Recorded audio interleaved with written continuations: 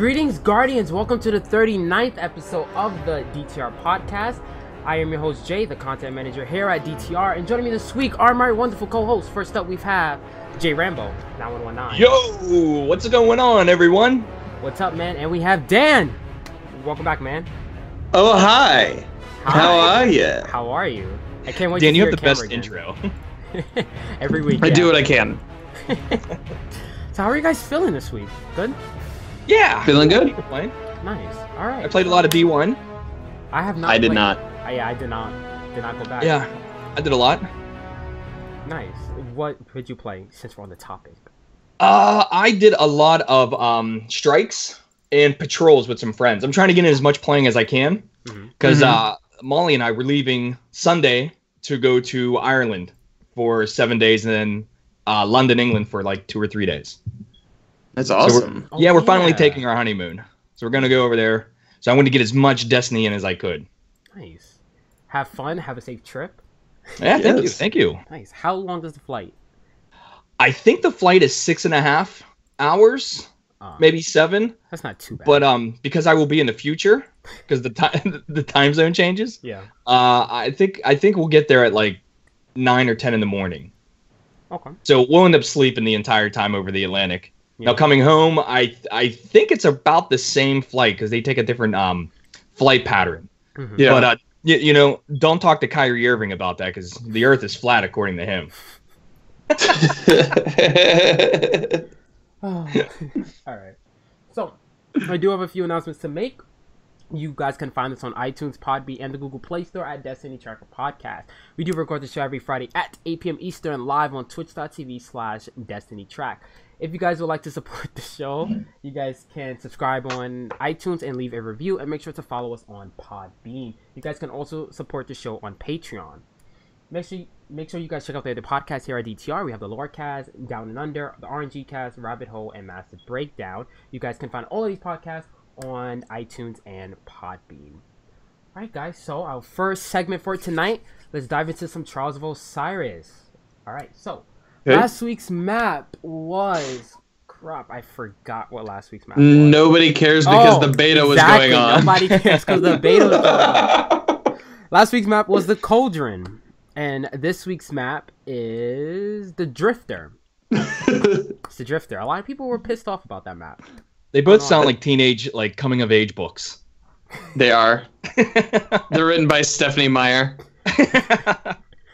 Oh gosh, yeah.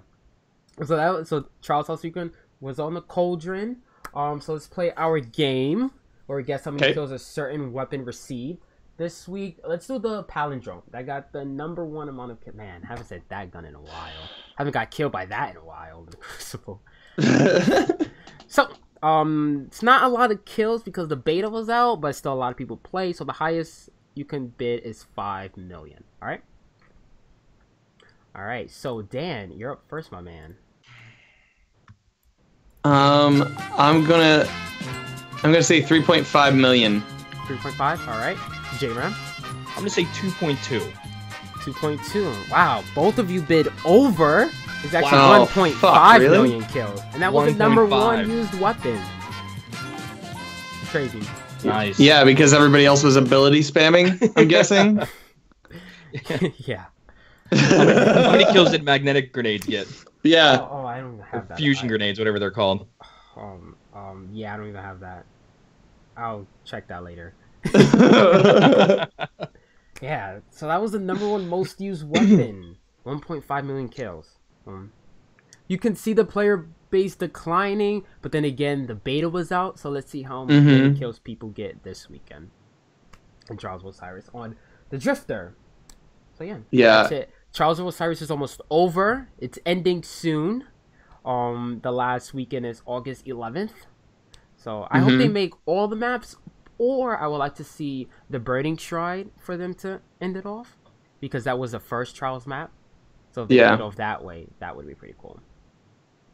That would be cool to kind of loop it around that way. Yeah. I don't know. I think a lot of people are moving on to other games after the beta. I like a lot of the Destiny communities in Fortnite, which is kind of fun.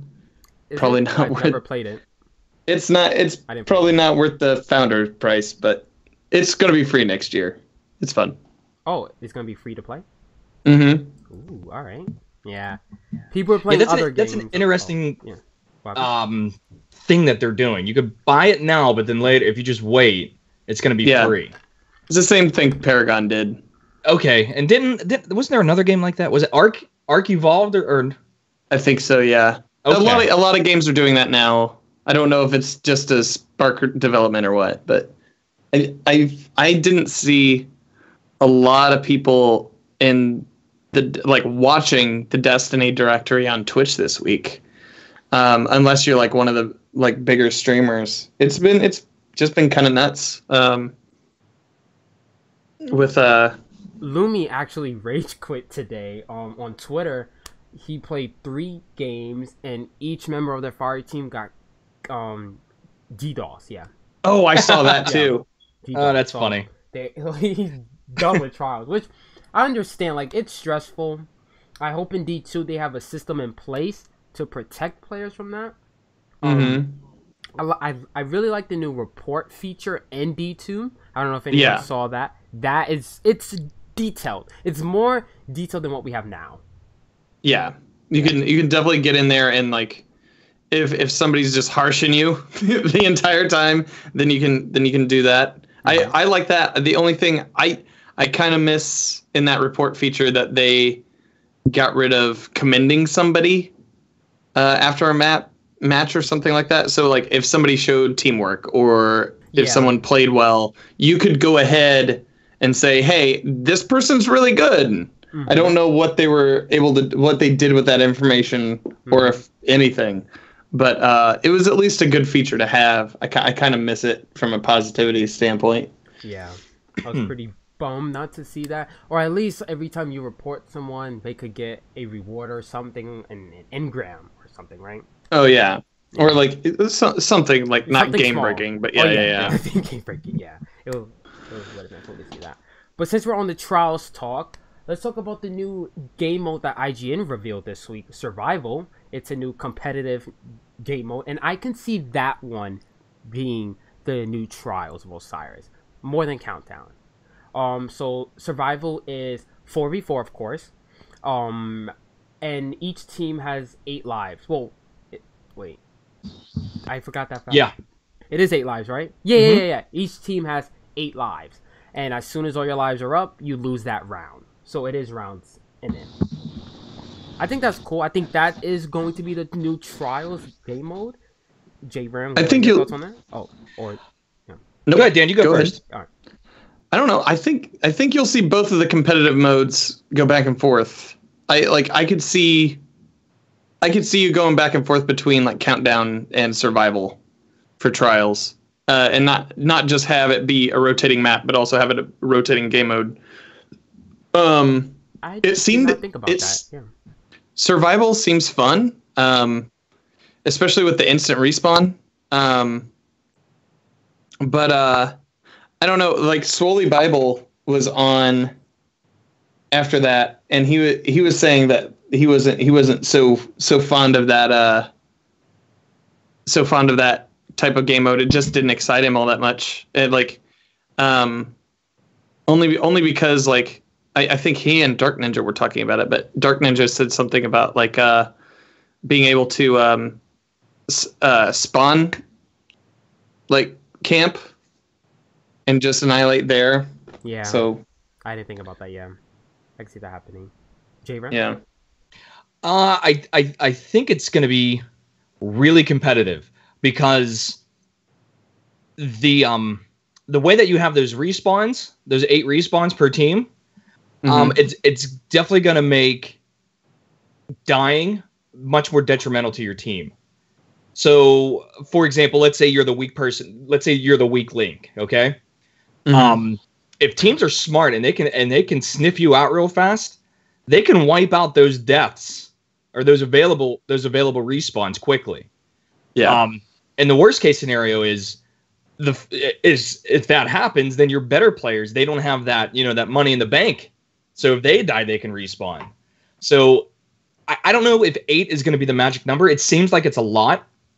But I guess the way they're thinking about it is 2 respawns per character. Yeah.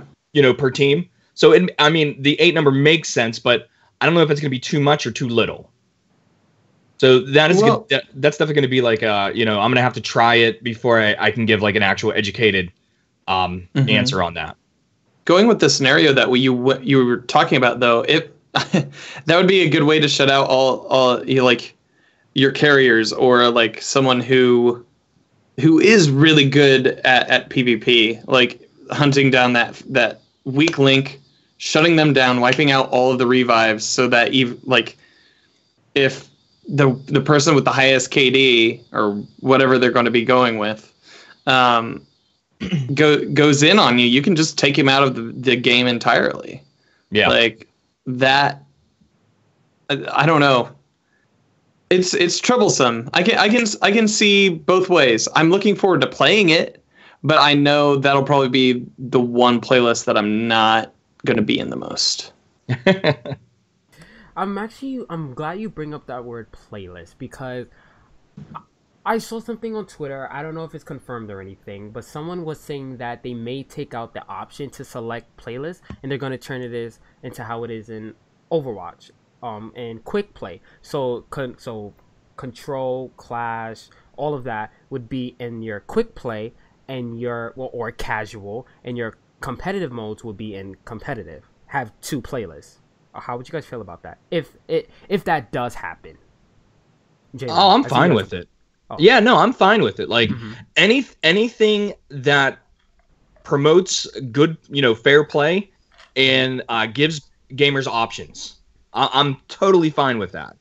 It's just, if you're going to give it, if the options are there, they have to make sense. Yeah. The idea more is better is not always the case.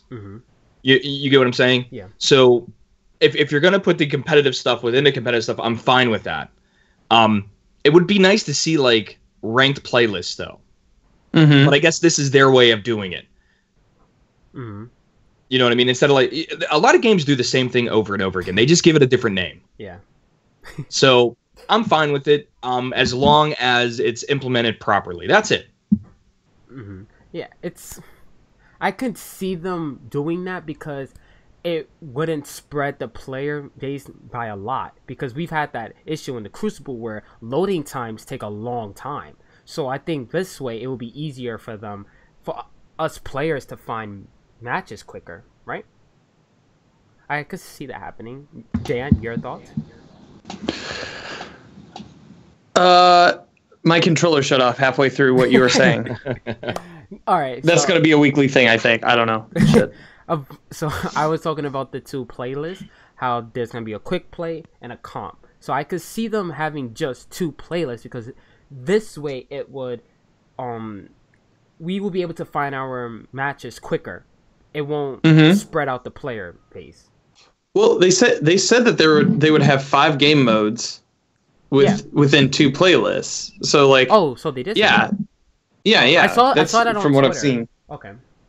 I don't want to confirm it just yet, just in case we're wrong, but I believe we're 90% right, or 80%. Yeah. Yeah. If I could throw a dart at the wall, it would hit it 100% of the time. Sure. Yeah. So, anything else on that, guys? On the new Survivor mode? Maybe we'll play it. Really? No, dude, it sounds cool. It sounds like it's going to be a lot of fun. Yeah. If it's going to be sweat fest, then I'll be sure to wear my headband. Other than that, I'm excited. All right. You'll look like Jordan Peele from that one sketch. All right. So next up, let's go through all the IGN stuff. Let's talk about the Cold Heart. They finally, well, not finally, but they revealed the Cold Heart as it's going to be a pre-order bonus now. It looks pretty cool. So the gun is basically, I don't even know the weapon slot's name. It's kinetic energy. It's an energy weapon, and it shoots a laser. So it's classified as a fusion rifle, but it shoots like a laser, if that makes sense.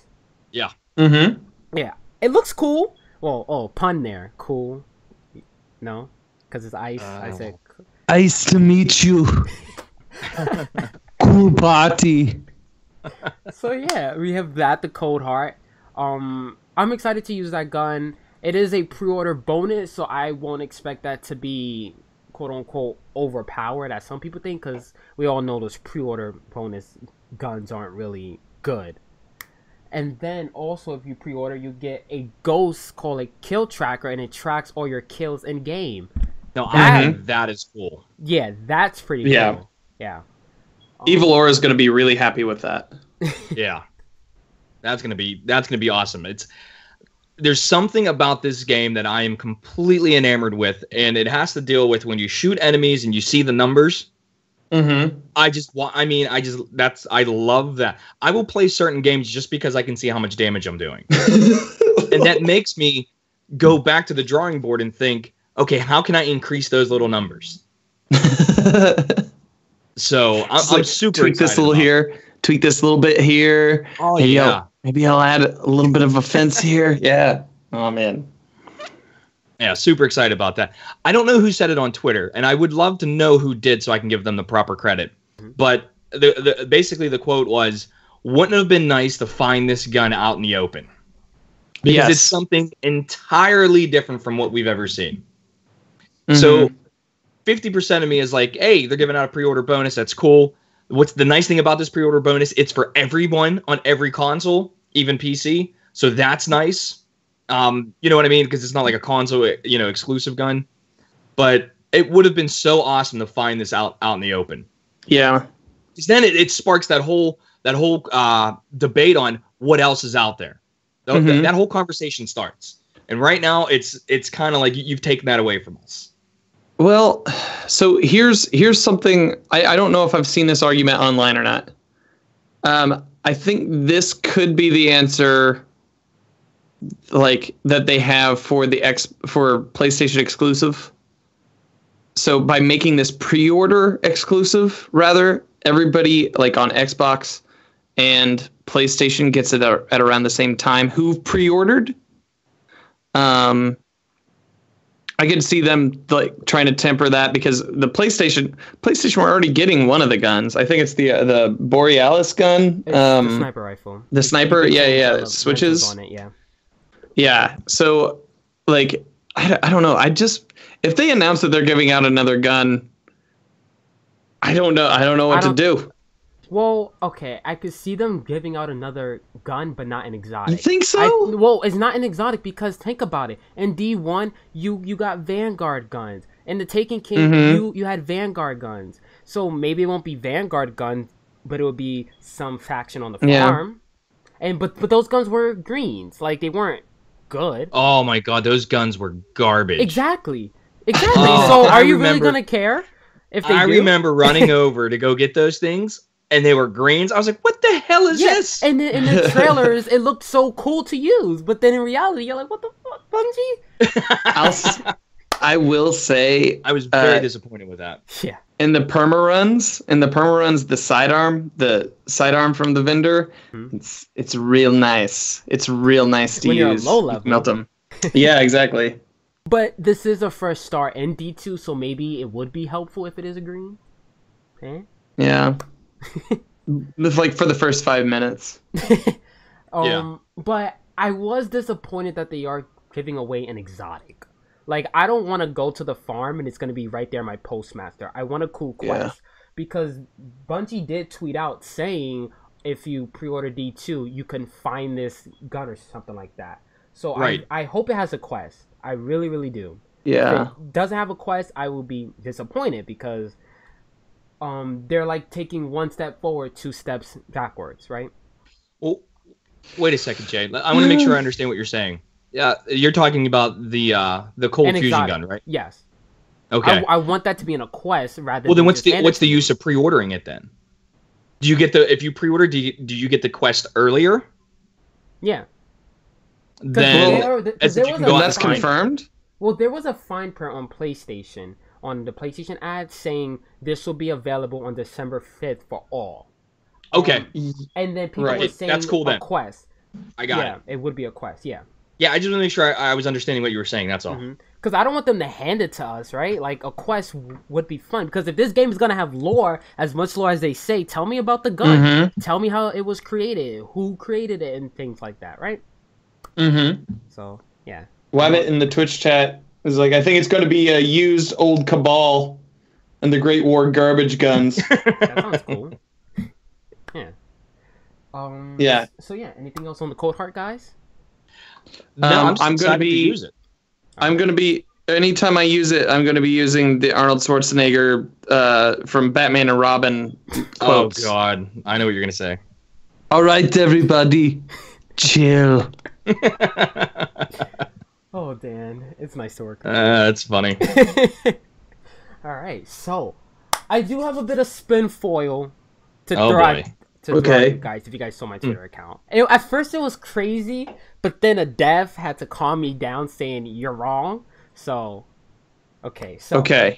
I don't know if you guys saw my Twitter, but I was like, on the map Midtown, right? You guys can see the wall, but no traveler. And then Lord Shaq says about the countdown bombs that these are Cabal weapons. So I had a process thinking maybe this takes place after the campaign and we rebuild the city, or the PvP takes place before the Cabal enters and all that. And a dev told me that map takes place before the Cabal enters, which I was disappointed to hear because I really thought it would be after. So, okay, I told Dan, what if the Cabal does destroy our solar system, right? No. No. Drink. Oh my god. Okay, there's a theory out there also that the map on the planet Nessus takes place in the past because it's all Vex and all that. So I have a theory, what if the entire Crucible takes place before the campaign, if that makes sense? The story of like the Crucible and all the Crucible maps. Right? So if that's the case, they're going to have to explain in the lore or in the game, like, why we just decided to start going to these places when they're going to be, like, explained later on as the refuges of... Well, so far, we haven't seen any maps that take place on any of the new planets. So far, we've seen maps take place in places that are already there. Like, there's a map on Mercury. I forgot the name of it. It takes place where the lighthouse is. Midtown takes place in the last city. Vostok takes place in the Iron Temple. We haven't seen any maps so far that take place on any of the planets. What about the control map? Wasn't the control map in the beta on Nessus? Yeah. Well, there goes my theory. Yeah. I think one thing we have to remember here is that D2 is, and it's way different than D1 is. If you just think about the tone of the games themselves, D1, all the enemies are coming to us. We're defending what we have. And D2, we're going after them. So it's going to be really interesting to see, like, when we go to Nessus, all right, why are we going there? You know, like, what is our motivation to go there? Is it because we've learned that there's a Cabal outpost there? And we're going to take it out? Because that's the difference between D1 and D2. D1 is defense. We're in the corner with our backs against the wall. D2 is we're coming out fighting. So it's a very aggressive game. At least from what we've seen so far in the beta, it's very aggressive. So perhaps maybe the PvP maps that are on different planets are only there because we fought back the Cabal on that planet, and now we have an outpost there. Yeah. Yeah. All right. I didn't think about that. Nice. Did you guys see the IGN reveal of the planet Nessus? Yeah, I haven't been watching anything. Do you mind if we go talk ahead, about it, Dan? No, go ahead and talk about it. That planet is beautiful. Like, it's gorgeous. Yeah, it's huge. I hope it's as big as I hope it is, but it looks like That's a pretty... what she said. Oh my god. It's a large planet. So we learned about Failsafe. We were told that Failsafe is an AI that's a part of a crashed human colony ship on Nessus. So we're going to learn about why they crashed there, who the humans were there. And there was a quick screen, and you're able to see them in the astronaut suit dead on the ground, which I thought that was pretty cool. And then we get to explore this beautiful world, and we got to learn about what flashpoints are, if you guys mind talking about that. So, say that question again.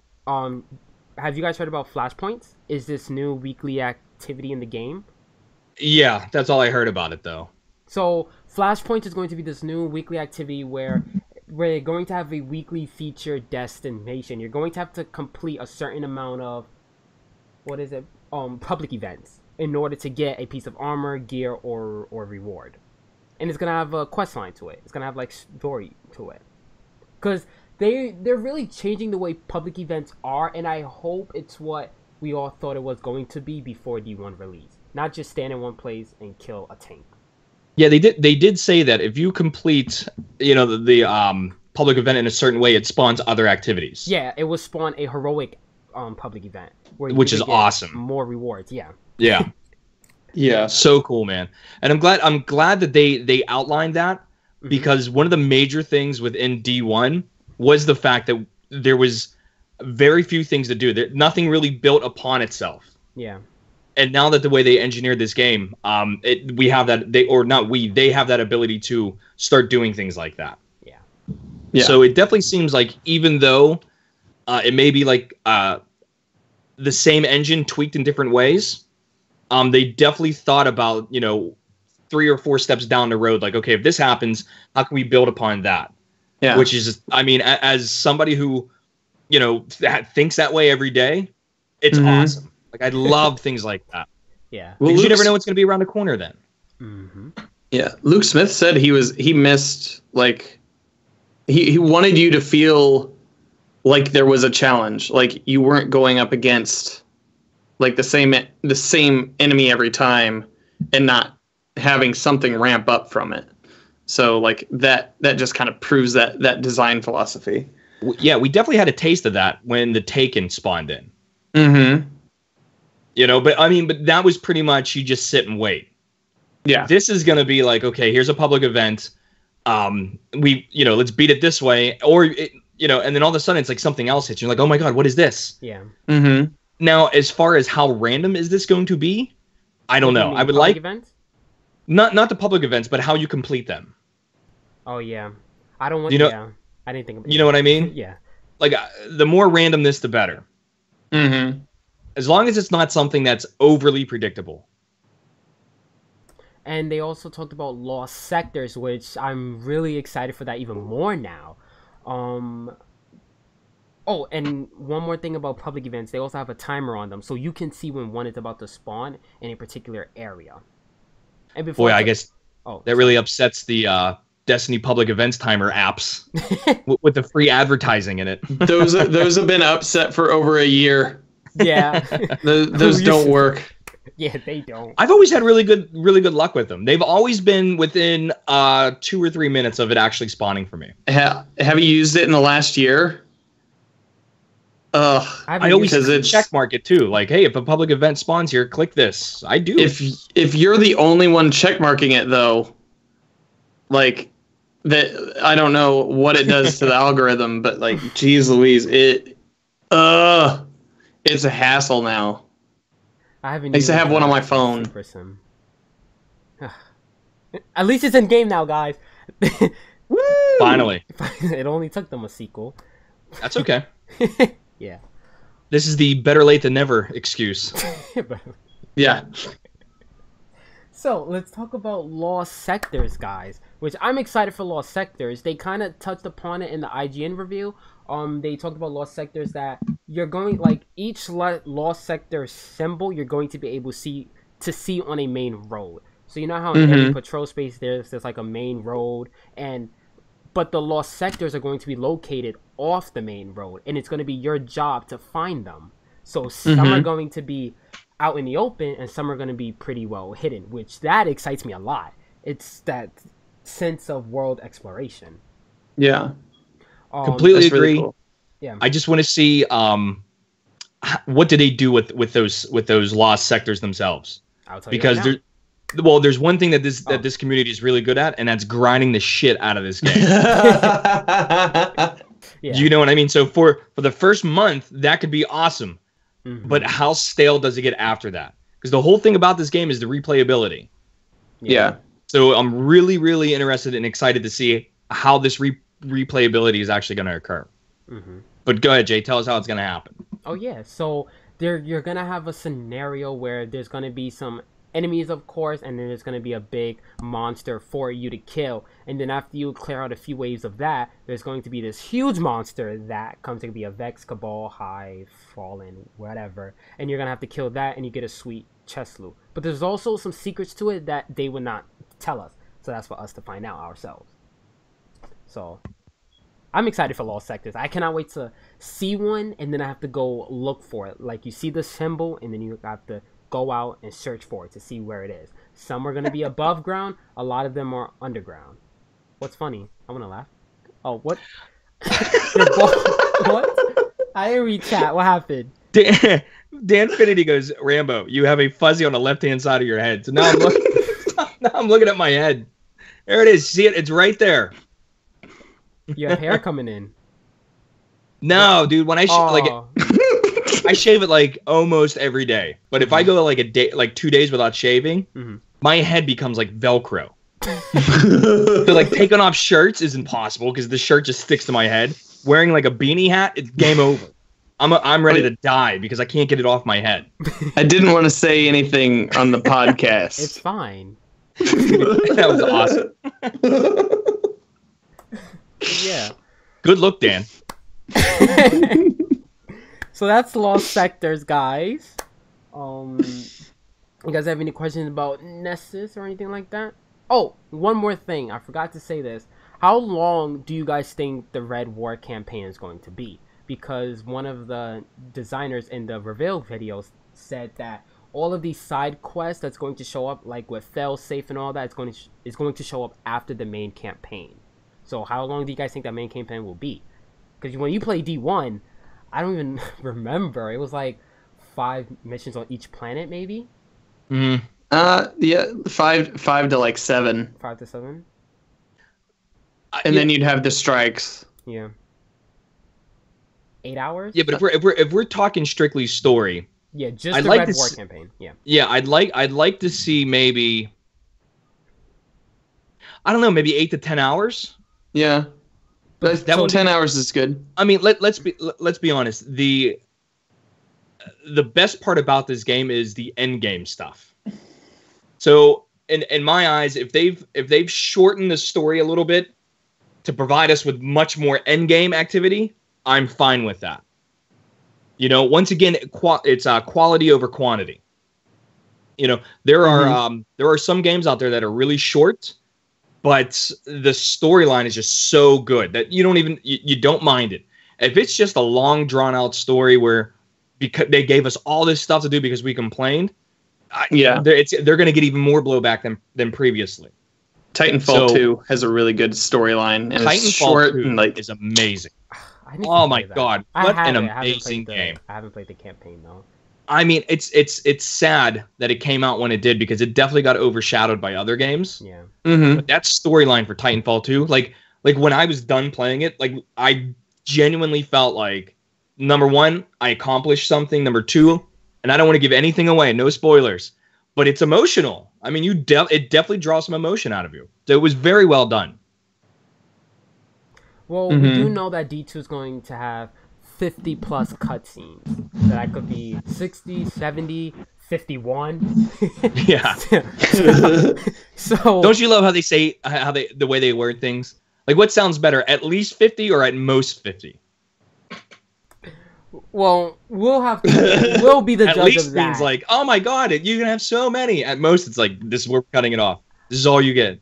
I don't mean to talk trash about them, but I'm curious to see what do they determine as a cutscene. If it's just a small clip of you, the intro to Iron Banner. Yeah, that is or loading into the Crucible. If they consider that a cutscene, then whoa. Like, I'm curious to see what they consider as a cutscene. We'll just have to see when the game comes out. So I'm looking at this.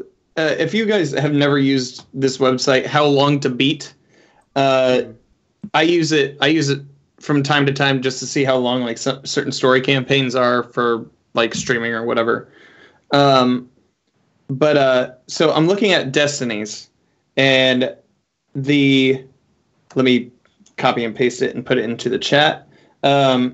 basically they're saying like the main story for Destiny, for original Destiny, was 11 and a half hours. Oh, wow. Main plus extras, you're looking at about 36 and a half hours. I'm thinking that's with all of the additional content with House of Wolves, Rise of Iron, Dark Below, and Taken King. Completionist 359 hours is how they have it rated, and that's based on like different people playing it and posting their stats on here. Yeah. So I mean, if the main storyline to Destiny 2, if just like the Cabal Siege is 10 hours, and then we have extra content after that for Destiny 2 before we start getting into the DLC, I think we're gonna have a hell of a time on our hands. Hell of a fun time. Absolutely. Yeah. Like, I believe the first major live team update is going to be in October, like Festival of the Lost or something. I think that's going to be the first new update. I hope it has content, like playable content. Not a match. Well, it was in D1. I mean, all you had to do is get a stupid Halloween sack and go collect candy, which was the dumbest thing ever. I remember those past episodes of the podcast. Oh, that was funny. Did we ever learn what the celery was for? No, we have not. They were going to do ants on a log. They had to, that had to have been a thing.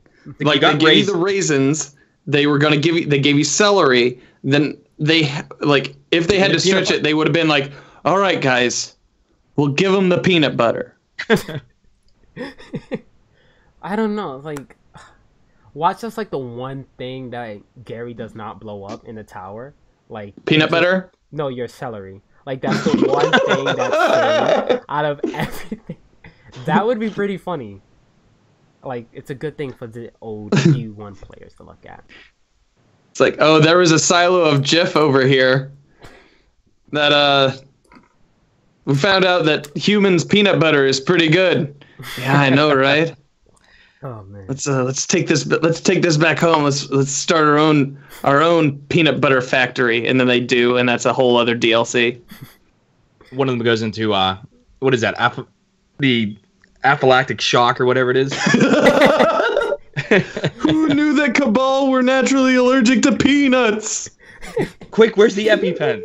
Well, we can see that they could dance. We need all the EpiPens. Oh man. So is there anything else on Nessus? Anything else, guys? Nope, no? I'm good. It looks cool. It looks real pretty. So, yeah, it's unbelievable. J Ram, question: do you have a Post-it nearby? I want to start another. I have a notebook. All right, sweet. Let's write something down, guys. So, on past episodes, we guessed when the Destiny 2 beta will drop. Now, I would like to guess when the first raid is going to drop. Raid 5. Isn't it that weekend? We don't know. No one knows. Yeah, it's not confirmed. It's not confirmed. Oh, okay.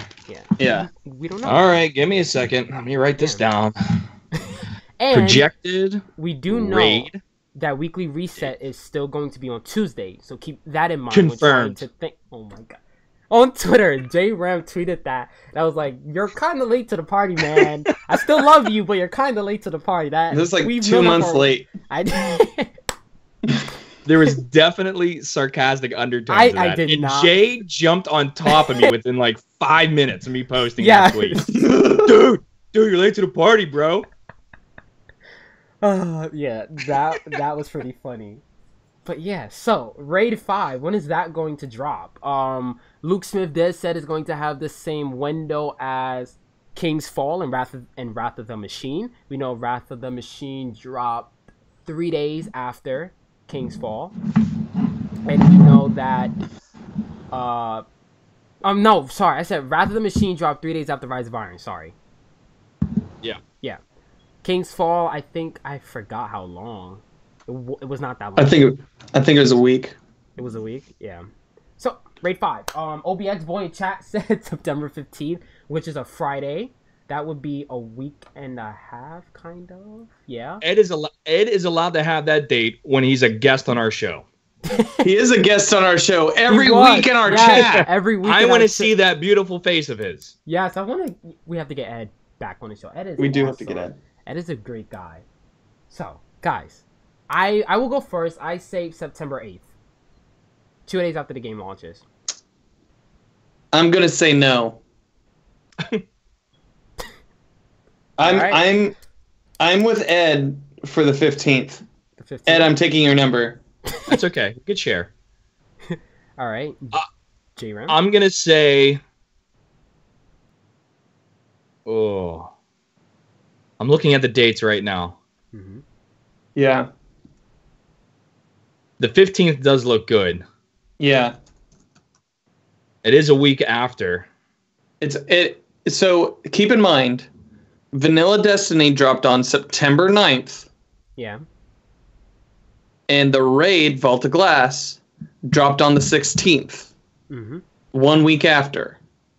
Now I'm looking at the release date for Taken King. King was September 15th, 2015. Yeah. And King's Fall raid. Was it a week?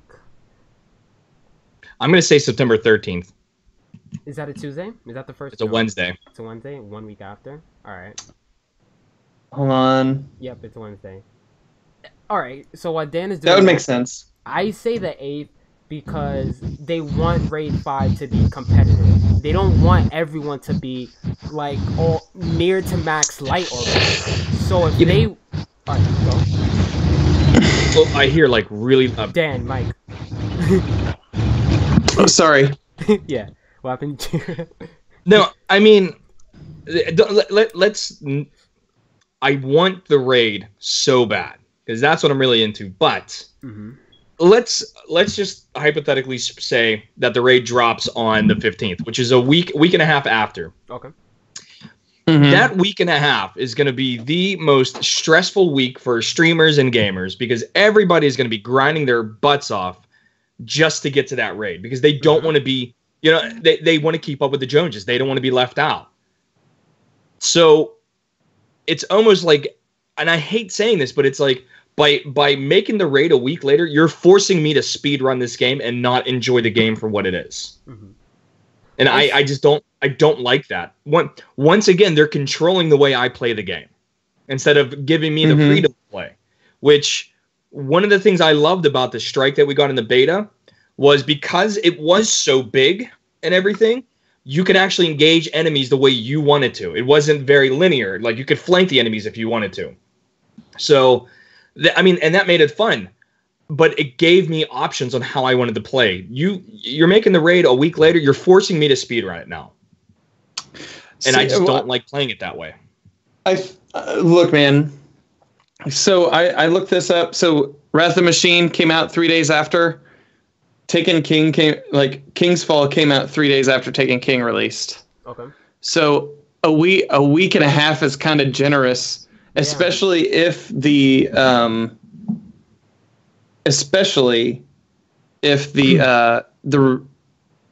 campaign is close to 10 hours long. Yeah.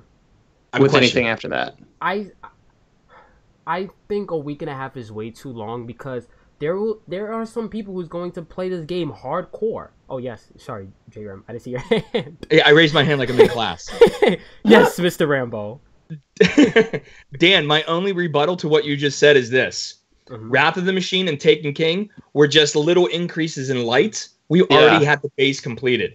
Destiny 2, just like Destiny 1 when it first came out, we were starting off from scratch. Right. So that week and a half in my eyes gives us that window of opportunity to actually rank up. Wrath of the Machine, people were ranked up to the max level within a couple days. Yeah. Partly due to the fact that they kept on killing Omnigo a billion times. Yeah, that's true. And two blues! Oh man, was that exciting. Yeah. I do see where you're coming from with VOG, that was a week after, but I'm just like, it was a new game. Yes, it was a new game. And well, this is a new game too. Well, yeah, but no one really knew where raids were going to be. So they were like testing the waters with raids. Like, did anyone honestly know VOG was going to come out post-launch? Did we know what VOG was? I didn't even know what Destiny was. Yeah. So Yeah, we barely knew what Destiny was. So we know a Raid 5 is coming. They're working on Raid 5.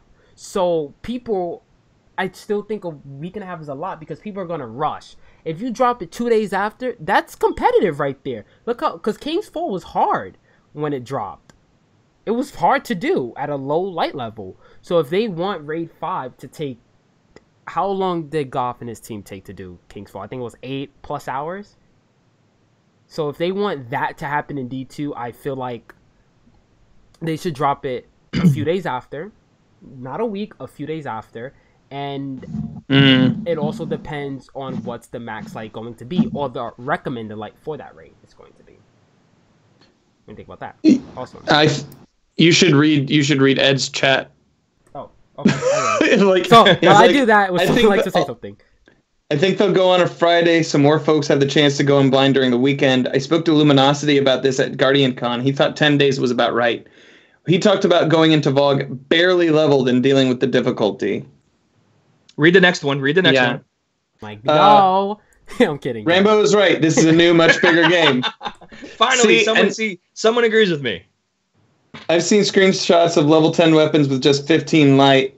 Yeah. Getting leveled is going to take time. Am I the only one kind of looking forward to a year one type grind? I'm dude, I love the year that. one grind. Yeah.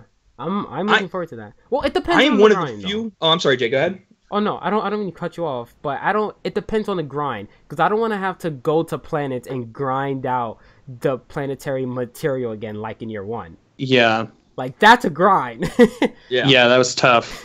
I was one of the few people in year one that loved the way that the leveling up system worked with the Ascendant Shard, the Ascendant Energy. Mm-hmm. I didn't love that. Oh, I loved it. The problem wasn't how we ranked up our character. The problem was you just didn't get the materials. Yeah. So I mean that's what the issue was, and nobody spoke about that. Everyone just said, "Oh, the rank, you forever 29. You're forever stuck at 29." But nobody ever made the argument. Well, maybe the drop rate of the materials that we need is either A, broken, or B, maybe we shouldn't be using those materials. Maybe we should be using planetary materials. Yeah.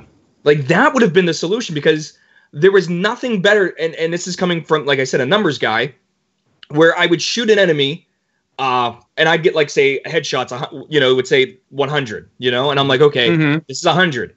I'm going to go into my menu, I'm going to click on that node, I'm going to increase my power, and then I increased it, and it said 148. That, for me, was awesome, because you started, it was a step system. Yeah. Where this system now, it's not exponential, but it's definitely more curvy. It's more. Like I said, I don't want to say exponential, because that is that's very aggressive growth. It's more linear than anything. And I don't have. I don't know. I did not have a problem with the way we ranked up in year one, Vanilla Destiny. I loved it. It's just, like I said, the materials you needed to do that were just scarce. Yeah. And that's what the problem was. Well, there's something I have to say about that. I disagree with you, because in all of the Activision earnings call, they did say that this game is going to be more casual. So we could take that either way we want. What a horrible word. Yeah, we could take that either way we want. So if it is going to be as casual as they say it is, because I forgot the exact quote. It was in the second earnings call in February, the first of the year. I forgot the exact quote, but if it is going to be a casual game, then I can see the raid dropping that Friday, because I feel like more loot is going to drop if it is a casual game. Yeah. So hold on. Because casual, that's coming from the guy who stepped out on who stepped out on the stage at the Dre.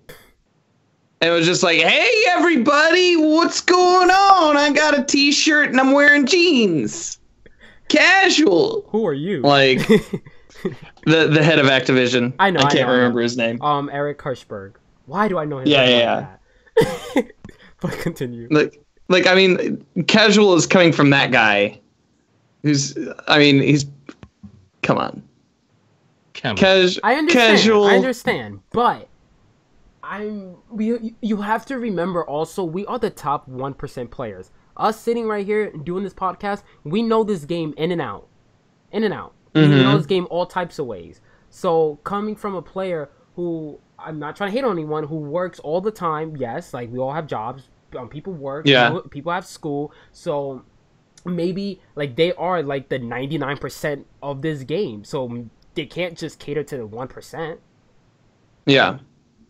So I agree. I agree. Thank you. But maybe cater to the 75%. Yeah. The top 75, not the bottom. Yeah. Yeah. Hey, Jay, I'm with you. We are in the top 1% as far as playing the game and understanding how the game works and everything. And I'm going to stick to my guns on this one. This is an argument it's always going to be there, and there's no simple solution. But the fact of the matter is, if they start watering down the game, it's going to be the top 1%ers that are going to have the loudest voice, not the bottom 99. Yeah. Because the top 1%ers are the ones that are doing the podcast, doing the streaming, talking out on Twitter and everything, not the bottom 99. I agree, but I don't know about that because we can see some things right now in the PvP. Like the game is not going to launch with rank play. The game is not going to launch with private matches. So there are some things that us top 1% people want, but they're not doing at launch. Well, or maybe not at all in the game. It's probably so you don't focus on that and just play the damn story. They really want you to play the story in this one. I know. Yeah. And so like they're probably like features that we want. Yeah. Those things will come. Just wait. We want to show you what we can do. And that's what D2 seems to be saying. Like that's what it's shouting from the top of its lungs every time they show us something. Yeah. Man, I hope, but we will see. So I am September 8th. Dan, you are, just one more time to read out all the dates for the raid. Raid 5. Okay, I think September 15th. September 15th, and Jay Rambo, you said September 15th. I agree with. Yeah, I'm gonna piggyback off of Ed and Dan Finity. Yeah. All right. So every single week for each guest that we're gonna have on in August, we're going to ask them each week what do they think, and we'll see. The game is almost here. So if you're wrong, Jay, if you're wrong, okay, which you will be, okay, what do you have to do? Oh, I like this. You are the content manager. What do you are the content manager? So he's the only one with a separate window that has his name on it with content manager underneath it. Do you guys want to embarrass me or somewhere? Oh no, I don't want. I never want to put you in an embarrassing situation. Like maybe do this without your shirt on. What? No, I mean like there's got to be something for when you're wrong. I don't. We should make him wear a wig. Yes, No. the entire podcast. No. Yes, I like this. I will go hunting. Oh my gosh! I have to find one. I have to go out and buy one. No, don't worry about that. I will find one. Don't you worry. I know the finest color. Okay. It doesn't matter. It does not matter. I don't care. So it doesn't matter? It does not matter. I will wear it. It doesn't matter. Good. All right. Fine. I will say right now. If I am wrong, I'm a man of my word. If I am OBX boy's like for one one podcast? All right, a month of podcasts. No. What we should do is, depending on how far off he is, for every day that he's late, that's how many shows I have to do it. That's how many shows. I like this. No, it can't be the same wig though. It can't be. It's got to be multiple wigs. Folks, send in your wigs. All right. To P.O. Box, I don't know. Can we write this down? Care of Zorth. Jayram, please write that down. I have to wear a wig for every day that I'm off. That is one wig that I have to wear. OBX just one month? Oh, okay. I'm not reading chat anymore. So yeah, all right, fine. I would do that. And if I am right, what do you guys have to do? If I'm right, if it is September 8th. If you are right. Okay. If you are right. Okay. I don't know. Oh man, I'm thinking. If we're both, like Dan's thinking, if we're both wrong, it's a push. Nobody has to do anything. Yeah. Okay. Yeah. All right. Okay. All right. And we're just gonna keep it to us three. Or how about this? Because we want to make this fun and inviting for everybody. Yeah. Yes. If we're both wrong, we all wear a wig for one show. Yes. I like that. Okay. All right. like Fine. All right. I like that. Okay. All right. Well, I can't wait to wear a wig. I haven't had hair since since 2000. Wow. I have too much hair, some would say. Hey, what the hell are you doing? She's giving him a wig. His wife just. It looks good on you. You look like Someone Ric Flair. Screenshot this. You look like Ric Flair. Do it again. Dan said I look like Ric Flair. I gotta go woo. Someone screenshot this. Come on. Hold Oh on. my god. Woo! That is going on Twitter and in the description for all audio listeners. Everyone. Yes. Oh my gosh. Oh my god. Oh, I gotta start wearing wigs now. I look so good with hair. Edgar Oh my Winter. gosh. All right.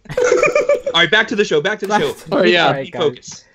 All right, so I think that's enough raid and Nessus Patrol talk for now. Let's move on to the Bungie Ask. There are two things that point out to me in that. So the first thing is, we're going to go over to that article right now, is that Destiny 2 is not going to launch with a theater mode, which I know a lot of people wanted that in D2, but it's not going to launch. And then Mark Noseworthy said he does not know if the sword glitch is still going to function in D2. But we did learn out of this that there are going to be different types of swords. So that's good to hear. There are going to be many types of swords in D2. So, you guys have any questions on that? You guys want to rip that down? Yeah? It's. I mean, I'm cool with that. But once again, it's like, are we getting a different game or the same game? Are these so? Yeah. And I say that with I'm being cautiously optimistic. Mm-hmm. Like, I want to see new things and everything, and that's why at the beginning of the show when we were talking about that the cold fusion gun, I forget the name of it already. Cold Heart. How awesome would that have been if we would have found that out in the open? Yeah. And they could have gave us I would have much rather had a cool new sword as a pre-order bonus, and then do one of those lost sectors and found that gun. Yeah. Yeah. That would have been Like, BA. I would say they have a lot of pre-order bonuses for D2, just to throw out there really quickly. They're really pushing the digital pre-order stuff. Yeah, they're really pushing it. Well, then again, Activision only has 2 games to survive off this year. So, Yeah. COD World War II and this. But yeah. So that's that with theater mode. Next up is, a question is, will Destiny 2 support HDR or have any enhancements on the PS4 Pro or Xbox One X? And Mark Noseworthy says the PS4 Pro is already supporting dynamic 4K resolution, but of course they cannot talk about what the Xbox One X is going to have, since it's going to ship after the console release of D2. But I did watch a video today on YouTube, and someone compared the PS4 and PS4 Pro version of the Destiny 2 beta, and there are some noticeable differences, and it looks pretty nice on the PS4 Pro. I will admit, it doesn't look as nice as PC, but you can tell there are some graphics differences, which is good. I like that a lot. Do any of you have a PS4 Pro? I do not. I do. Yeah. Right. It's the PS4 Pro. The first thing you're gonna notice as soon as you turn it on is it does not sound like a fighter jet taking off. Like I don't know PlayStation. I don't know how the regular PS4 sounds. I have a PS4 Slim. Like, does it sound like you're turning on an AC? It has like that beep noise. It sounds like you're about to get raided. Really? Definitely sounds like you were about to take off, man. The original. I don't know how big the fan is, but I'm guessing it's about this big. Really? Which is weird, because my PS4 is Slim, is quiet. It doesn't make any noise. Yeah, same thing with the Pro. Yeah, it's pretty quiet. You get through as if the menus weren't snappy enough. The Pro is even snappier. I mean, it's so fast. All right. Man. Yeah, so my Slim is pretty slow sometimes. So there is some basic things that are quicker, but as far as like, did Destiny 1 play better on a Pro compared to a PlayStation? No. Yeah, they're both the they same. didn't add anything to it, yeah. Yeah, they're both the same. Yeah. All right. Now, one thing I didn't do that I wish I did was take my PlayStation Pro downstairs to my 4K TV to play the beta. Yeah. Because I thought, and this is my fault, I should have done my own research on this. But I just thought it was, here's the beta, 1080, whatever, blah, blah, blah. But apparently from this article that you're referring to, Jay, you could have played the beta in 4K. Yeah. Yeah. So, and I didn't even know that. So I could have went downstairs because if you guys follow me on Twitter, I posted a picture earlier today of I play on a monitor. So, and I'm not about to go buy a 4K monitor. They're just way too much money right now. Right. For what you get. Rabbit Killer. Dude, on my 4K TV, it was sick. Oh, no. He says, well, I guess it was so awesome because he said I was sick. But I know what you meant. Just don't spin around a lot. Don't spin around a lot when you're on 4K. Oh, my God. You're going to end up vomiting all over your apartment, and then you're going to have to clean it. Man, when I started playing on a monitor, Jay and Dan, you're going to love this. I was playing on a 65-inch 4K TV that I sat roughly 4.5 feet away from it. I mean, it was like I was like in a movie theater. It was huge. And something came over me, and I was like, dude, I don't want this. Like, I'm getting sick and tired of moving my head to actually see an enemy. I was going to say, how often did you crick your neck? Gaming was exhausting. So I went. I that weekend I said, you know what, hon, I'm gonna go out and go get a monitor. I'm gonna do some research and find one. I found one, and my initial fear was that the game was gonna be too small. I was gonna be missing out on things. Yeah. Or I'm not gonna be able to see players in the Crucible because they're gonna be smaller than what I'm used to. And boy, was I ever wrong. I was 100% wrong on that. Gaming on a monitor is fantastic. Yeah. It's the best thing I ever did. I'm gonna get one. I have to now. But yeah. Next up on the Ask Bungie Anything, it says, will our characters remain mute through the sequel? And the answer is yes. I do want to point this out because there was a leaked footage from San Diego Comic-Con that it showed a cutscene. It showed a brand new cutscene of our Guardian and NPC and Zavala, and you can't tell who's saying something to Zavala. Is like, wait, Zavala, or something like that. And some people were saying, oh, it's the NPC, and some people were saying, oh, it's our Guardian, and it turns out it was the NPC and not us. So how do you guys feel that our characters are going to remain mute? Because there are certain points, even in the beta, I was like, this is awkward. Like, our Guardian should have talked. When the ghost said, oh, remember when I told you drive too fast or fly too fast or something like that, and our Guardian just looked at him like, it was weird, right? Yeah. So I really wish our Guardian can talk, or give us the option to choose what our Guardian says. If it's really our Guardian and we're really going to become a legend, right? Like, let us. Yeah. That's my. I don't care about us talking. I'm fine with it. Really? My case in point, Dunkirk, the movie. I didn't see that yet. Yeah. You can fit the entire dialogue of that movie on one sheet of paper. What? That's fine. There's very, very few like sentences being said. Yet the movie itself was absolutely fantastic. Like, you didn't need dialogue for that. And to bridge this into Destiny, we don't need our characters to talk if the story is done properly. Yeah. So I'm fine with that. But in Dunkirk, was there a flying robot talking to the main characters each time? I don't think the Germans invented them yet. just being like, hey, buddy, remember when I told you you're flying too fast? And then you just stone face him? But see, once again, if it's done properly, you don't have to worry about it. I agreed, but so I think that works with certain things. With Link, it definitely works. Absolutely. Link doesn't have to talk to anybody. With Master Chief, not so much.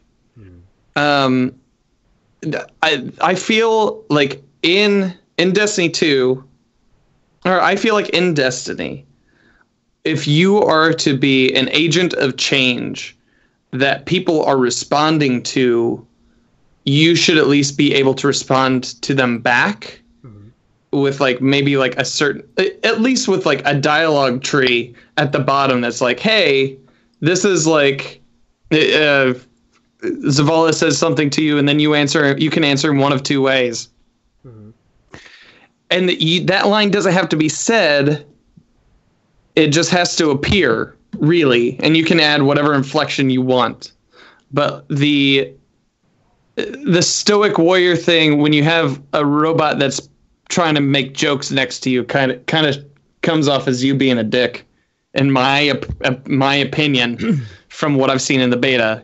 Like there was like that line when he says that, when Gaul kicks your ghost off the ledge and you're like reach out for it, you're stone cold silent. You're stone cold silent. There wasn't even like there wasn't even like a grunt. Like something like that could have used a little bit of emphasis. Grunt, I agree with you, Dan. Grunt would have been good. It reminds me of the one Batman scene where Batman is fighting. Is it Bane? Yeah, he's fighting Bane all the way down in Bane's pit. Yeah. And one of the things that I've never experienced before that the director did, there was no music in that scene. All you heard was punches and grunts. Yeah. And for that little scene that we watched, at least I know I felt like this. I felt how lost and how alone Batman actually was. Yeah. You know, it was more than just. Yeah. Oh yeah. Oh, I'm a huge movie buff when it comes. Like I dissect movies, man. I see your tweets. I see your tweets. Trust me, I know. So yes, I mean it was. And Dan, I agree with you. The grunt would have been great there. Yeah, because they just couldn't get a good grunt. Like just pull Joe from accounting. Is that you in the hallway? I need you to come in here. Put on the cans. Let's get you in front of a microphone. I need you to grunt for me, okay, Daddy? Yeah. Let's do that real quick. Which is weird that I didn't even realize that there was no sound from you on that scene, because their sound design team is awesome. So there has to be a reason why they didn't add that. Like, yeah. I don't like. I get not wanting to pay. I get not wanting to hire like individual like actors for each thing, because that's what they did in Destiny 1. I think they hired like probably 3 or 4 different voice actors to do all the different races and everything. People in the studio. Oryx was the voice of someone in the studio voiced Oryx. Like we still don't know the guy's name from Stone right now. So hey man, he doesn't want to be doxxed. So they could have used anyone. There's over 700 people in that studio. Yeah. So I don't know. I don't know, but that's my opinion. I feel like I feel like in Destiny you kind of lose a little bit of agency if your character makes no noise on the screen. Yeah, like if it is going to be so much story, I want to know more about our Guardian. If this is a story about us, why aren't we talking? You guys understand where I'm trying to come from? Like, this is about us. We lost. We need to recover and rebuild. Like, it's a personal story. So let it be about us. Like, let us talk. Like, that's what I'm trying to say. Yeah. But anything else before we move on? I'm good. All right. So, boy, what an awesome episode this has been so far. I know, just 3 This has been fun. Just the 3. Oh, it doesn't work if I sing it like that. Just the 3 of us. There you go. Wow, that's how you make it work. Good That's job. how you make it work. Thank you. So, up next in the IGN article, are there any multi-passenger vehicles? Luke Smith says nope. I'm good. This is also really cool with resilience, recovery, and agility now in the armor. Your armor will also have a visual look to it. Like, if you have mostly armor and resilience and recovery, your armor will look heavy. I think that's pretty cool. Like, if you get an armor drop that's all about recovery and resilience, it's going to look heavy and yeah, I think that's cool. And lightweight is going to be light, so you could like run faster and stuff. I like things like that. But really, are you gonna be using like mobility over resilience? If they make the raid like Wrath of the Machine where you have to always run, then I hope so. Or more activities where you have to run a lot, like you're trying to run away from something. right? Yeah. Or in the Crucible, you could use it. Yeah, I just think there will probably be more effective builds. Mm-hmm. Now, there's one quote about how much time do we have between the launch and the first raid dropping. Luke Smith says, like I said before, it's IGN first, not IGN everything. I honestly do not like I don't like this quote because, yes, it's IGN first, but they have all... I hate J-Rare. Dude, the next quote you're not gonna like just as much because it's funnier. Oh, I hate that. Yeah, I know hate is a strong. I want to meet Luke Smith personally. Like, it would be fun to have a conversation with him.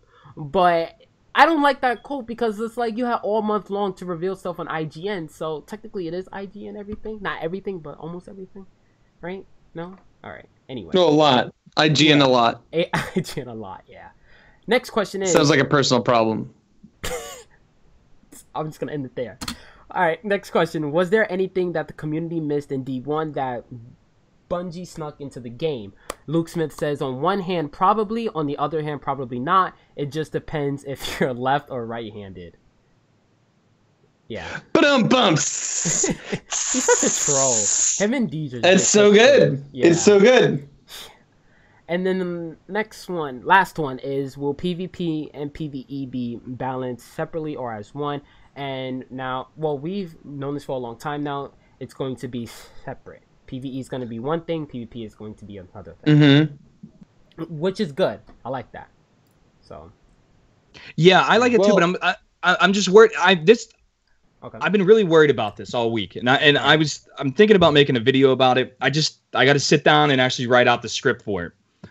Within PvP, the double primary setup is awesome. I mean, it feels so good. And I like the fact that that your sniper and everything, rocket launcher, all that stuff is an energy weapon, and it spawns one every once in a while. So I love the way that feels. In PvE, however, I don't know if I like that. And here's what I mean by this. During that beta strike, everything leading up to that strike was just fantastic. It felt great. The shooting and everything, the dual primary setup was perfect. But then when you got to the very end, even though there were different, you fell down different levels and there was different mechanics, and the strike boss ran around the outside, then he came into the middle. He still kind of felt a little spongy. Yeah. And then if I think about that and then try to move that ideology into the raid, are these raid bosses just going to be big, bullet sponges again, like in the Taken King? The only thing I can see happening is if the raid mechanics themselves, like let's say, and this is what I was thinking today, is let's say the first raid boss that you encounter has a void shield, okay? Mm-hmm. Maybe you got to get your guardian set up with a void energy weapon, but the problem is you don't get. The only way you can get energy weapon or energy ammo is by killing enemies. Well, if there's no enemies there for you to kill, if you don't have those weapons equipped, how are you going to get the shield down? So then it makes me think, okay, well, are they going to incorporate the environment around you to help you get that shield down? That way, when the shield is down, the raid boss is extremely vulnerable to attacks. Where then your scout rifle or your auto rifle feels really powerful again. It's the idea is to get down that shield. Now, if that's the case, I think that's a great mechanic. However, if you do that over and over again for every single boss, it's going to get stale. Yeah. So I'm really interested and excited to see how are they going to do this, because one of the most awesome things within a raid is having that in D1, the primary weapon, the special weapon, and then the heavy weapon. Yeah. Because I know within a raid, I am constantly changing weapons. I'm not just sticking on a scout rifle for the entire raid. And that is true for me in every single raid. Yeah. I'm constantly switching things up. So by making that sniper rifle or that rocket launcher an energy only weapon, I'm interested to see how these raids are going to actually turn out. Yeah. Like, I know this, like, the beta wasn't like a final build of the game, but I am still not 100% sold on the new weapon slot system. Like, 2 primaries and power ammo, I like it. Did feel pretty weak in PvE. In PvP it felt great. Yeah. PvP, it felt great. Yeah, In PvE, it did not feel strong, which they did say that they did tune it a bit, but we'll just have to see when the final game launches, how it will really be. I'm going to draw your attention to 2 quotes from the IGN AMA, where like when he says, will PvP and PvE be balanced separately or as one, Luke Smith says, PvP and PvE are balanced separately in many ways. Things like outgoing damage across weapon archetypes, ability and melee damage are all different. So I think what you're actually asking is, will the combat rhythm for Destiny 2 diverge across PvE and PvP? The answer to that is no. In Destiny, you build a character with a bunch of powers, abilities, and we hope a combat rhythm that is consistent across the game. And then when someone asks, what are some of the changes you're making to the game as a result of feedback from the beta, Luke Smith says, by the time beta was live, the team had already been playing a pretty different version of the PvE of the PvE, tuning from our couches. Grenades are more powerful, kinetic energy, weapon damage improvements, power ammo economy factor.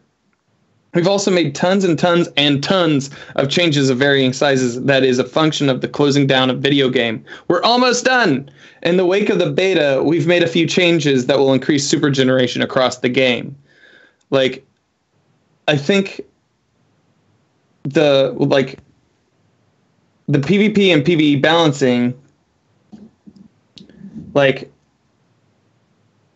if I just lost my train of thought, and it was a big one, and it was going to go right through that tunnel, just like at the end of North by Northwest, and now I'm dead. I'm sorry.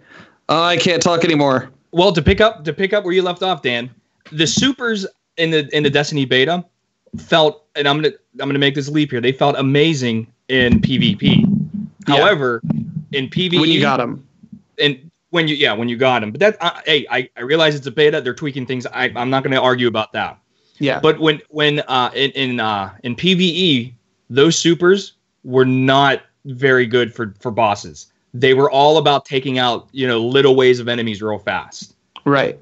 So I'm really hoping, like, for example, the bow comes back for the hunter, the tether, because that super is so universal. Mm-hmm. I mean, number one, you can tether enemies, take them out. Number two, you can tether the boss and get a damage buff. I mean, that was one of the most versatile supers in the game. Yeah. These supers that we have now, that we experienced, the shield is only good when you throw your shield. That's the only distance super you get. Yeah. The Dawn Blade, same thing, but that Dawn Blade arcs down and it drops real quick. Yeah.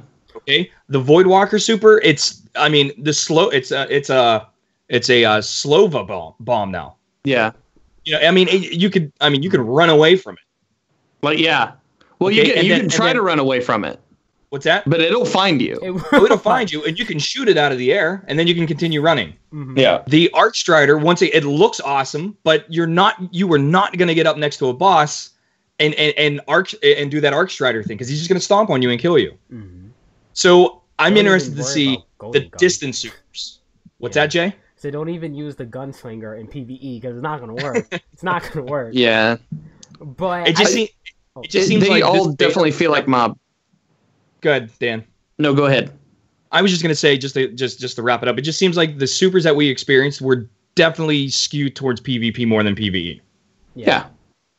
And like the supers were also mob killers. Like that's with them being roaming. That's kind of how they have to be. Now, once we get into that second skill tree, will some of those things change? Probably.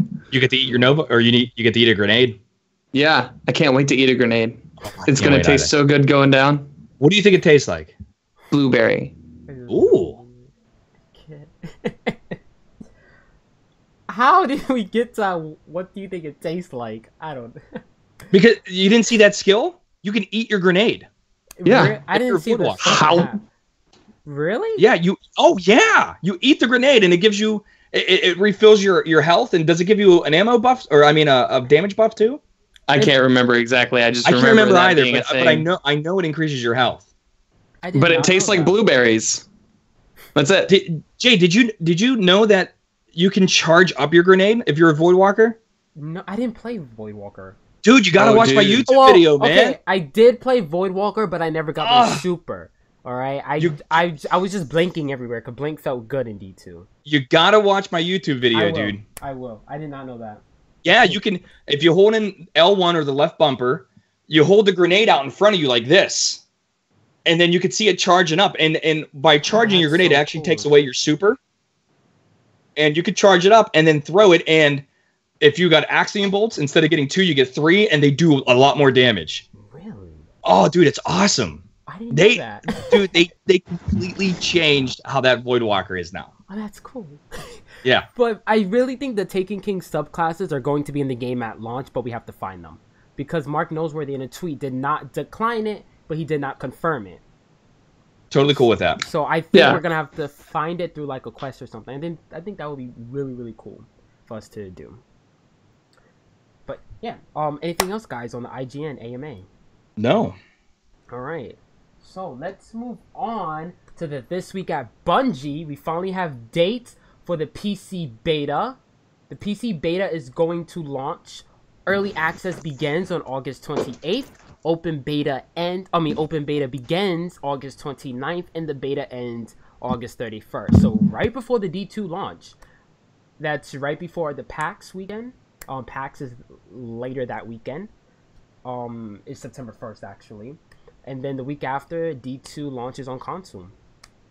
So, let's move on to the minimum requirements needed. Well, let's do the recommended specs first. J-Ram, I'm going to throw it over to you for that.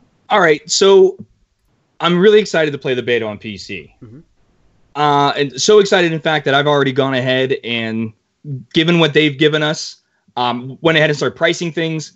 If you follow me on Twitter or if you watch any of my streams or anything like that, I talk about building my computer and everything. So what surprised me is the actual recommended specs for this. You do not need one of these overpowered computers to actually play this game. In fact, if I love the way that they kind of set this up for us. The first thing they said was, okay, if you already have a PC, if you do not have a PC and you're looking to build one, okay, here's what we recommend. So just to give you an idea, the Intel Core i5-2400 processor, right now you can actually buy that on Amazon for $150. That is not an expensive processor. The Ryzen R5-1600X is $229. Now that is AMD's brand new processor, so that one's going to be the most expensive. So if you are thinking about going on and building a computer to play Destiny, and don't think you're only building it to play Destiny. You can play so many other games on Steam and everything like that. So it's going to be much more than just a Destiny machine, okay? But the Ryzen is about $229. Here is where the issue is: the GPUs. I have been super pissed off the last couple weeks, and it has nothing to do with the GPU manufacturers. It has to do with these cryptocurrency people, because what's happening is, I don't know if you're familiar with cryptocurrencies, but the most famous one is Bitcoin. Bitcoin's the most famous. And what you could do is you can buy products using Bitcoins, and there are people out there that use these GPUs and everything to actually encode your transactions. And by doing that, you actually give them like a portion of the sale. So what they found is your medium tier GPUs are the most effective when it comes to cost per usage ratio. So they're buying all like the GTX 970s, the 980s, the 1070s, the 1060s. You can't find them anywhere now. And if you do find them, the prices are so inflated on them, it's crazy. So just to give you an idea, the GTX 970, which is the recommended spec for D2 within the minimum requirement, right now you can purchase it for $370. If you wanted to get the GeForce 1080, which is one of the top GPUs right now, it's only $200 more. Yeah. A GTX 1070, that's the one I'm looking for. So if anybody has one, I'll message me. That is when it's normally on sale, it's $300. Now you can't find them for less than $750. Once again, Bitcoin making you pay a ransom, driving me crazy with this stuff.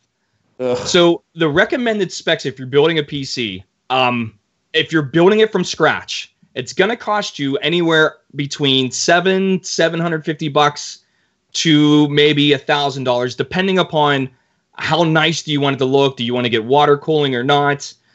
Do you want to get the upgraded motherboard? Do you want 32 gigabytes of RAM as opposed to, excuse me, 8, which is what they recommend? So there's definitely a lot of wiggle room when it comes to price. Now that's just the recommended specs. The minimum specs, even cheaper. The i3 3250 processor right now on Amazon, $90. So if you wanted to build the minimum spec PC, given that you're buying the Intel Core i3 and the GeForce GTX 660, with the case, motherboard, a solid state, 250 gigabyte solid state hard drive, and then an additional hard drive for the, say, files and everything, that's going to cost you about $400 or $500. That being said, you might as well get a PlayStation Pro, because they're going to be you're going to be playing the same game. It's going to look and feel the same. You're not going to get the 1080p 60 frames per second. At least you might, if you want to get that, you're going to be pushing the system. With the recommended, you should be able to get that. Now, if you're upgrading, can you guys still hear me? Because my sound tray just can you guys still hear me? Yes. It's fine. Yeah, I can still hear you. I'm just muting my microphone because I don't have. For some reason, I don't have anything to say about this. All right, Jay, go ahead and say something. Hello. Perfect. All right. Yeah, my sound just cut out for some reason. I couldn't hear you guys. And if you already have a computer and you're looking to upgrade, you're going to spend about $200 for the i5 7400 processor. And once again, the thing that's going to bottleneck you is going to be this GPU, because you just cannot find them anywhere because of all these cryptocurrencies. There's articles all over the internet based on this. And what card manufacturers are starting to do is they're starting to manufacture video cards without the video output settings. That way, the cryptocurrency people buy those cards instead of the ones that we want. If you want to get Bungie's event machine, which they used an Intel i7 7700K, and then the GTX 1080 Ti, where's that price at? The i7 processor is 308, and the video card is 709. So right there in two components, you're spending $1,000. And that's not including the 4K monitor that you're going to buy. Let's be honest, you're going to buy that because there's no reason why you should buy these two components if you're not playing at 4K. A 4K monitor, cheapest one I can find, is around $350 to $400. And that's for like a entry level, no bells and whistles. It's just 4K. I don't even imagine that it would run that smoothly. So if you want to get the Bungie's event machine, it's going to be a lot of money. But if you're looking at building the basic i5 with, like I said, the RAM, the solid state drive, the one I have priced up right here is $895.93. So it's $900. And I went to PCPartPicker.com. It's an amazing website, because what they do is they find you the cheapest price for that component, and it also gives an internal check to make sure all the components that you're buying to build your computer, they all match. Now, if you want to build your own computer, people, it is so easy. It's unbelievably easy. There are tons of tutorials out there on YouTube that show you how to do it. 10 years ago, it was a lot more difficult, but now everything is pretty much, plug and play. The only thing I'm gonna cautious you on is please do not go out and spend $2,500 on a computer just to play a video game. I see these people on Twitter and they're building a streaming PC that they spent $2,000 on. And I don't understand why, because you're never, ever going to need that much power to stream something. So please do your homework. If you have questions, you can always, find me on Twitter. If I know the answer, I will give you the answer. If I don't know the answer, I will at least point you in the right direction to where you can find the answer for yourself. So that being said, overall, the PC that they recommend is not very expensive. Yeah, my laptop could run that. Puts you up to a whole new genre of gaming, which is PC gaming. Yep. My laptop is able to run D2, and I spent $700 on mine, so it shows you that. Yeah, but the question is, how smooth is it going to be? I mean, I probably can't play in 60 frame rates. So So. I mean, personally, if I were to build, I'd probably go a little bit cheaper on the hard drive. I'd get a solid state hard drive for the operating system and everything. Mm-hmm. For the other hard drive, I'd probably go a little bit cheaper on that and get a water cooled system to keep my processor cooler, because the number one killer of PCs is heat. Yeah. Oh yeah. Uh-oh. Emergency flood. My phone's going off. Yeah. So that's the PC version. The open beta launches. I just forgot that fast. The open beta launches on August 29th. Early access begins August 28th. And the beta ends on August 31st. And then D2 launches on console the week after. So that's good. I will probably play on PC. The PC game does launch on October 24th. So that's a long time. That's about 6 weeks after D2 launches on console. Maybe I'll give it a try. I don't know yet. Jay Rem, are you going to play on PC? Oh, absolutely. Yeah. Absolutely. I can't wait. Mm-hmm. Dan, maybe? If you can... No. Maybe? No? 100% no. I'm console bound for Destiny 2. All right, man. All right. So, let's move on to the final Iron Banner, guys. Iron Banner is coming to an end. This is the last Iron Banner. Hey, there's some people who care, man. People care.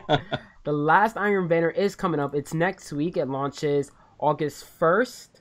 And, well, this is the last Iron Banner for D1. I just want to make that clear. The game mode will be Control, but they did not tell us in the TWAB what the rewards are going to be. That's for us to discover with Lady Efferdy. So, I guess it's going to be sad, guys, seeing Iron Banner come to an end, right? Yeah. Well, Everyone's like, nah. Just nah, bruh. And I mean, it's fun. I mean, it's cool, but it's pretty much, I'm pretty much exhausted on it. Yeah. That's I'm curious all. to see how it is going to be in D2, though. That's what I'm curious for. If it's going to stay the same, like, I cannot wait to see that.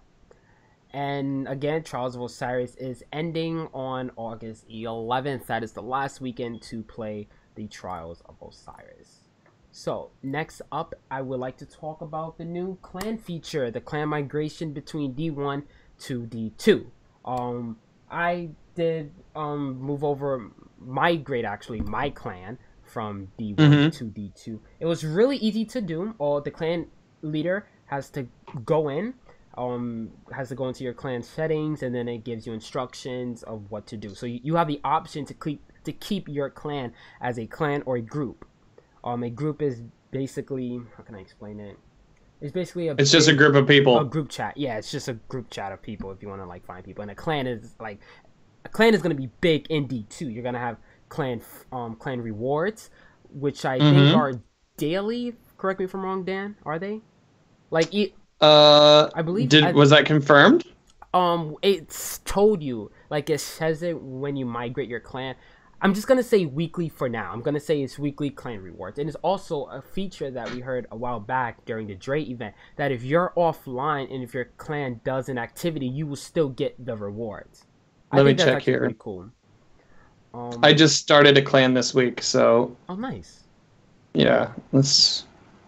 So that's that for clans. The last day to migrate your clan from D1 to D2 will be August 23rd. The last day for you to do that. So make sure all the clan founders out there, go out there, do that, migrate your clan over to D2. It just says Destiny rewards and shared progression. Destiny rewards. It doesn't. Oh, it doesn't say daily. Weekly or daily. All right. I'm excited to see what that is. Because I got a really awesome clan. The group of guys I play with, we're everyone's dependable. Everybody's a decent player. So I'm really excited to see what these rewards and everything are for that. Yeah. I hope it's cool rewards. I hope it's not like something game breaking, like your clan does a raid and you still get the rewards. It would be nice if it's like a gun, or armor piece, an engram, or just small things like that, right? Huge or game breaking. Just shaders or like elemental or like planetary materials, stuff like that. Yeah. Like something that doesn't weigh into like if I get this gun, it's gonna be amazing, you know? Right. Or like I could. It would actually be awesome if they. I would discuss this with the HC guys, the High Command guys. Another great clan out there, guys. The High Command dudes, they were saying, like, we were discussing what some of the rewards could be, and we were like, well, what if it was like clan armor? And like, you could like, it's based like you could have a shader that's based on the banner that you have cool. For D2. And then clan armor. So if you're in a clan, this set is exclusive to you. And that's why. Sorry, Jenny just stepped into the room. But you could see somebody like rolling through the. You could see people rolling through like the farm or something with it, and be like, "Oh, those guys are all in the same place. That's cool." Like. I think it'd be kind of cool if you walk into a Guardian and you can see your clan tag like on their chest or something like that. Ooh, that's like that would be cool. Yeah, I didn't think about that. Or maybe as you're running, I know in COD you could put your clan tag on your gun. If you could do that in Destiny, that would be interesting. But only you would see that. Mm-hmm. Oh, only you? I don't know, cause this. I'll get back to you on my thoughts on that. Okay. Mm-hmm. The way you said it was like, okay. Sorry. Okay. Two things. Dan, you actually brought up both things. Let's talk about the farm really quickly. Did you guys go to the farm? Yeah, it was good for the first 5 minutes. Yeah, and I played football or soccer, however you want to call it. Wait, how did you say that again? Football. Football? Football. At least I can say nice that. To meet you. At least I can say that. Because remember that shitty I can't say? Edmonton or something like that? Edmonton, banana head. Edmonton. Long story on that. That's for a different show. Edmonton. Really quickly, I recommend everyone to listen to the first episode of our Anthem podcast. It's right here on our feed. Yeah. You guys need the first 20 minutes is everyone like roasting me like, you can't talk, Jay. It was funny. But the farm is huge, guys. I like it. I really like the size of it. There's a lot to do. Well, okay, I take that back. There's not a lot to do, but you could tell that there's going to be a lot of vendors there at the farm. You got to see a sneak peek of the vehicles that will be in D2, which they have a cool design to them. I don't know if anyone noticed, during one of their streams last year, it was an art stream. Bungie showed off their old concept of sparrows, and it kind of looks like what they showed back then. I wish I had the images here. I have to go back and find them. So it was pretty cool to see the new vehicles. I hope they will be playable or writable or whateverable. Yeah. So gross. So it was cool to see a sneak peek of the European Dead Zone.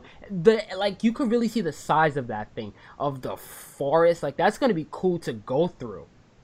I can't wait to see that when the game launches, and you're able to see like the shard of the Traveler all the way in the back. Yeah. Man, OBX boy in chat said that orange vehicle is actually a drone. They've cool. shown that in the. Oh, okay. They've shown that in the trailers of that coming down to drop off packages and then leaving. Oh, that's cool. We need to speculate on later shows. Hey, I love to speculate, guys, on what those packages could be. Yeah. I know, they call you the grand speculator. Yeah.